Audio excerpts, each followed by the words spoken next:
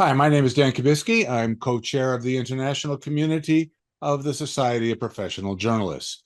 With me is Carlos Lauria, who is the executive director of the Inter-American Press Association, the IAPA, or as many of us know it in its Spanish acronym, CEIP. After living in Latin American countries off and on for the past 40 years, I may end up using both acronyms without thinking, so bear with me. The IAPA is perhaps the largest organization of free and independent media in the hemisphere. Its board is comprised of editors and publishers from every country in the Western Hemisphere with a free press. Unfortunately, violence against journalists in CEIP member countries has long been an issue. We have talked in detail about the situations in Mexico many times with our friend Jose Vicente in Tijuana. And the SPJ has spoken out against the murders, arrests, and harassments of journalists in Guatemala, El Salvador, and Nicaragua. Violence against journalists has led many reporters and editors to seek refuge outside their home countries. I know Costa Rica has allowed many to settle there, and then there is the United States. The U.S. has, in my view, a very bad record of granting asylum to journalists. Just about a year ago this month, Emilio Gutierrez Soto, who was under death threats because of his reporting in northern Mexico, was granted asylum in the U.S. after 15 years of fighting the system. So the issue is not partisan, Democrats or Republicans. Neither have been very helpful. However, President Donald Trump's executive orders this year, stopping all asylum petitions and the removal of temporary protective status from immigrants seeking asylum, has caused new concerns in the region. So, Carlos, first off, did my little summary hit the highlights correctly on this issue of asylum?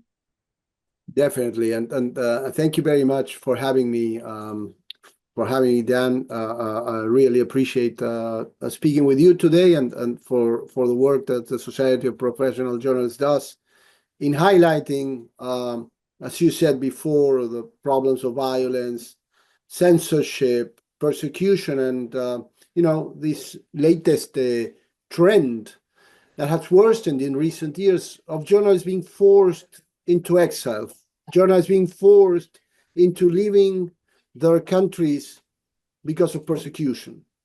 You definitely hit your summary was pretty accurate in terms of reflecting the difficulties that journalists face when seeking asylum in the United States, including the prolonged struggles and the systematic barriers that they are facing today. The case of Emilio, whom I met a few years ago in Washington, D.C., is emblematic of these challenges. Initially, you mentioned the administration's executive orders signed by President Trump, stopping asylum petitions and revoking temporary protected status, which is relevant, very relevant to these conversations, as such policies have increased concerns for journalists persecuted in Latin America. And so, what is the IAPA doing? What kind of, do you have any special programs or anything to work on these asylum cases? Yes, of course. I mean, the IAPA continues to see an alarming trend, as I said before, of journalists being forced into exile or internal displacements due to threats from authoritarian governments, organized crime, and also paramilitary groups or groups that are, illegal armed groups, right? Many of these journalists who are forced to flee are facing bureaucratic hurdles, extended detention, deportation risks when facing asylum in the U.S. What has the IPA do to highlight this? First, under the president of Roberto Roch in 2023-2024, the IPA created a subcommittee of journalism in exile, led by the general manager of the Nicaraguan daily La Prensa, Mhm. a paper that is forced to operate from exile, as almost all the Nicaraguan media. There are almost no reporters left doing independent journalism in Nicaragua because the dictatorship of Daniel Ortega has forced all of them, has stripped them of their nationalities. Rampant censorship has jailed many of them, and there's systematic persecution. So that's the first step. We created this subcommittee that started working first in documenting this phenomenon. It's a very complicated phenomenon, Dan, because the problem is that many of the journalists that leave their countries suffer post-traumatic stress, traumatic experiences. They need psychosocial support, which is not readily available in the countries where they go. They are facing economic hardships. In many cases, they are in a legal limbo, and they don't have legal aid. So, Right.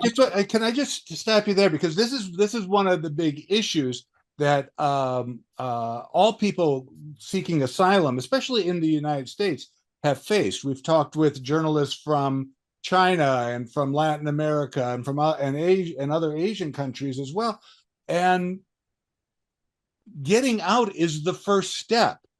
Uh, but many of them have found that it's much more difficult, that second step, being able to work or to have a living, because their status is as you said, in limbo. What do you see as, I mean, can you talk a little bit about that issue, but also what do you see as some of the solutions that we might be able to do? well, you just said it very, very precisely about the decision to go into exile, to leave your country, to sometimes leave your family behind, your work, your job, what makes a journalist, important in their countries, their credibility is at stake. All that carries an obvious burden, right? Just the decision to leave because you are persecuted, threatened by an authoritarian government or by organized crime. It's just a very difficult, extremely difficult decision, and it carries some a burden, of course, that has to do with this situation. You go to a foreign country, you maybe not know it's not your native language. If you're going from Latin America to the United States, for example, your situation, your legal situation may not be clear. At the very beginning, if you apply for asylum, you have to wait. That creates obviously some psychosocial problems. You carry these psychosocial problems Mm-hmm. After being persecuted. And then there's the economic struggle. You're not able to work. You're not able to make a living. How do you support yourself? So yeah, this is really troubling, and it's a pattern for most of these journalists who are forced to flee or forced to leave their own city to a city in the same country, right?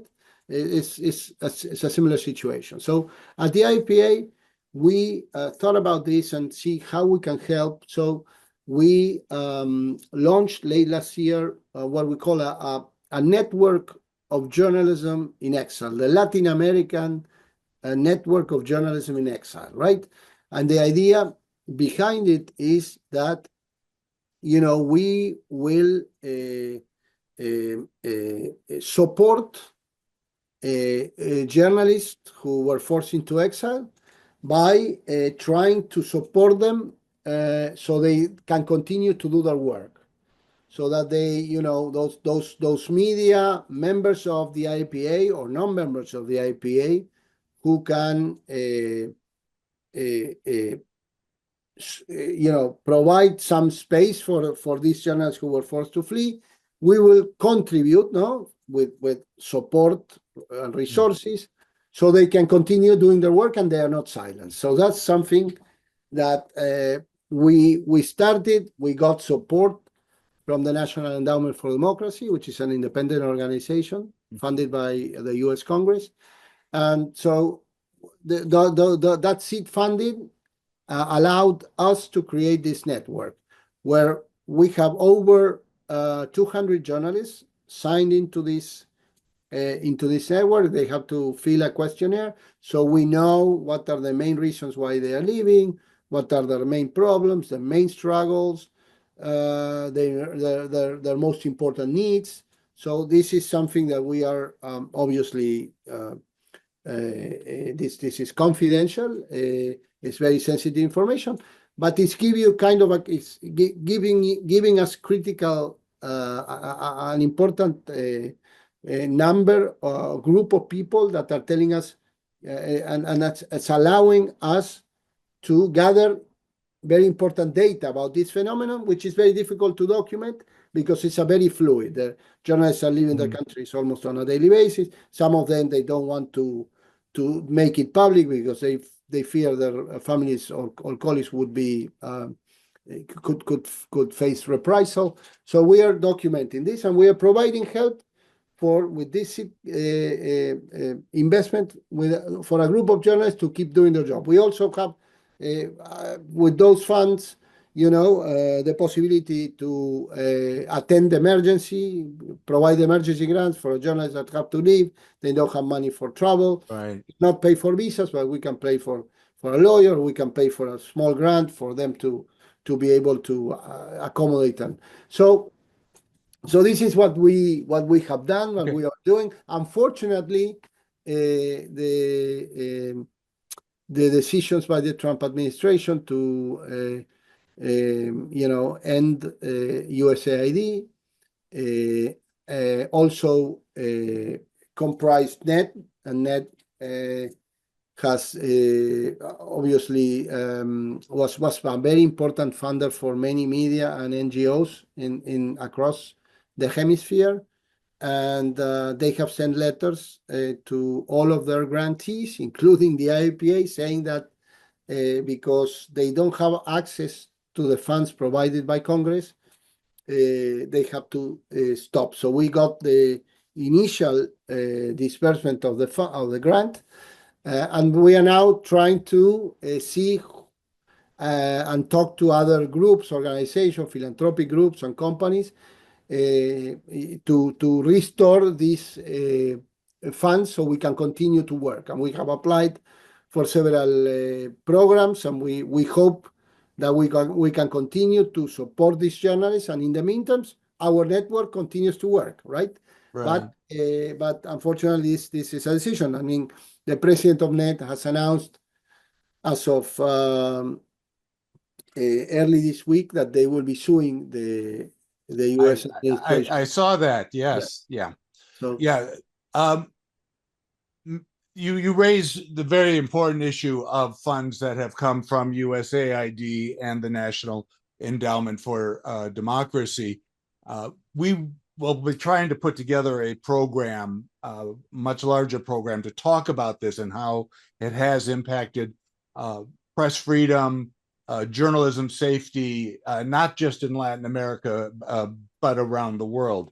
We have colleagues in Mongolia who have been affected yes. by this Yes. as well. You talked about the network of support that you're working for journalists in exile, people in taking asylum. Does some of that include working with news organizations to hire them so that they can work as journalists, for an American news outlet? And I if mean, so, how is that going? yes, I mean, yes, we are working with news outlets, but mostly in Latin America. So these are news outlets, for example, in Nicaraguan news outlets are operating in Costa Rica.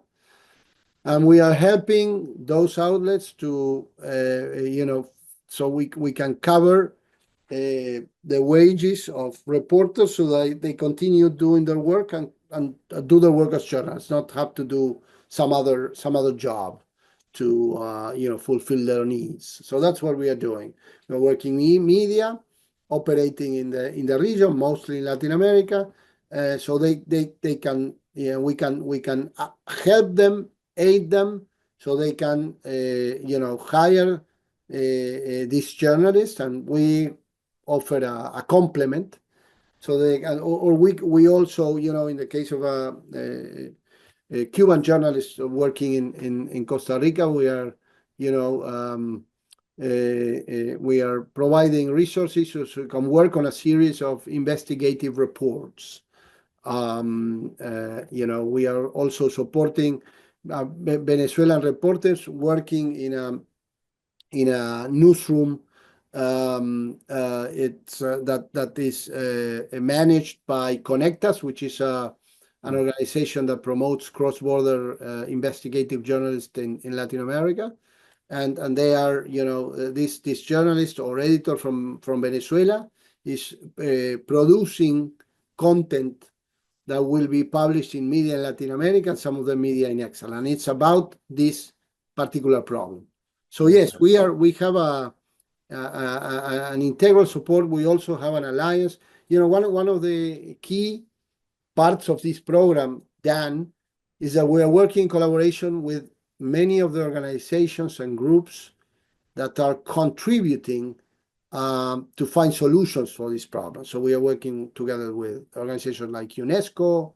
We have talked to the DW Deutsche Welle Academy from Germany. We are helping them developing a platform called periodismolibre.org, freejournalism.org. It's in Spanish, where there are resources for journalists or media who have been forced to operate in exile. We are speaking with the Committee to Protect Journalists, with Reporters Without Borders, with Free Press Unlimited, with different organizations that are press freedom and human rights, that are providing resources and help to alleviate the situation of so many journalists being forced into exile.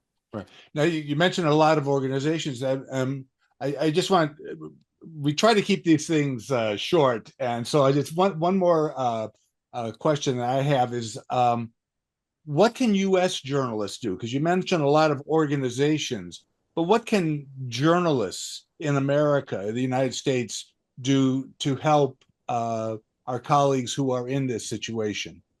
I think that there's a very important role for journalists in the U.S. To play in this particular problem, Dan, and I think that amplifying the stories of persecuted journalists is a very important one. For example, advocating for policy changes that facilitate asylum and supporting organizations that provide legal and financial aid to exile reporters is another aspect which will be important to cover. I mean, U.S. journalists can also foster professional opportunities by mentoring exile journalists, help them integrate into the media landscape in their host countries.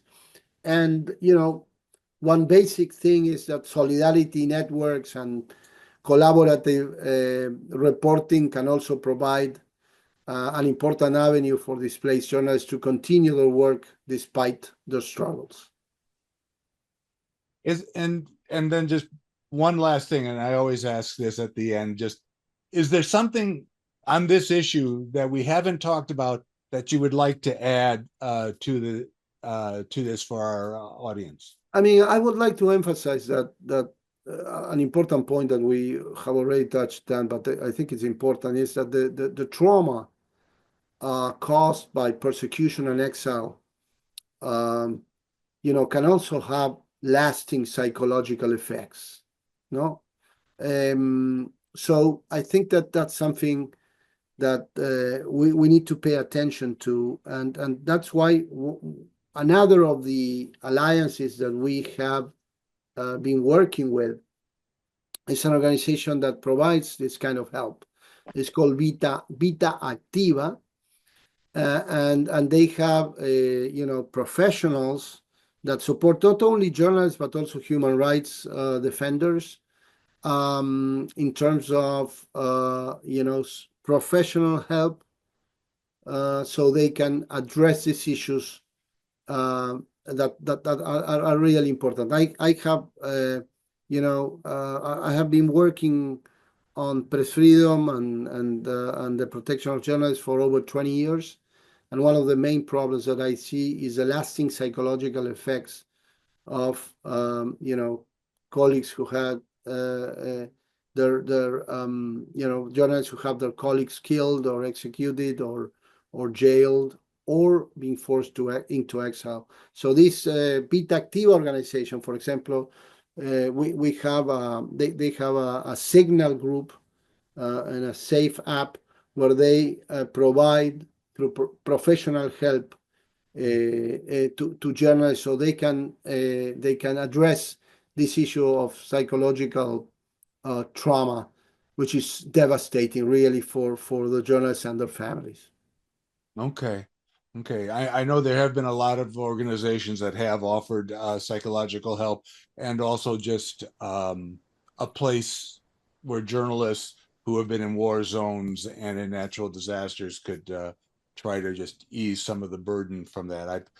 I lived through the 1985 Mexico City earthquake, and that was quite traumatic, as we were pulling bodies from the wreckage. Wow. All right, Carlos, I want to thank you very much. This was Carlos Lauria, the executive director for the Inter-American Press Association.